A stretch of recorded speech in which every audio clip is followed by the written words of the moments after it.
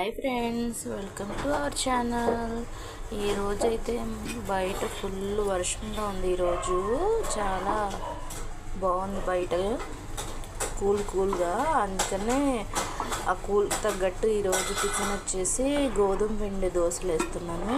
ఏం లేదండి, గోధుమ పిండిలో కొంచెం సాల్ట్ వేసి వాటర్ వేసి కలిపేసేయాలి.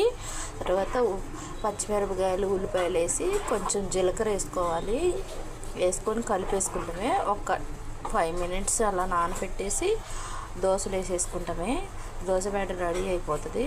దీంట్లోకి టమాటా పచ్చిమిరపకాయ చట్నీ అయితే మామూలుగా ఉండదు, అసలు ఎంత బాగుంటుందండి, అంత బాగుంటుంది. మీ అందరు కూడా చాలామంది వేసుకుంటారు. ఎంతమంది వేసుకుంటారో కామెంట్ చేసేయండి. చూడండి ఎంత బాగుంటుందంటే, అసలు ఈ కూల్గా ఉండటం వల్ల బయట చాలా అంటే చాలా బాగుంటుంది. ఈ లెదర్కి ఇంకా బాగుంటుంది. ఇదిగోండి, టమాటా పచ్చిమిరపకాయ చట్నీ వేసాము.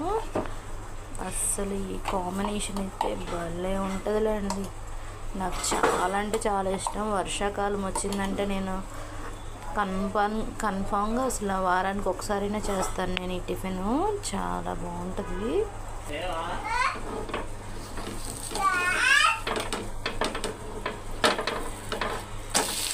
చూడండి ఎంత బాగుంటుందంటే అంత బాగుంటుంది. సిమ్లో పెట్టే వేసుకోవాలి దోశ.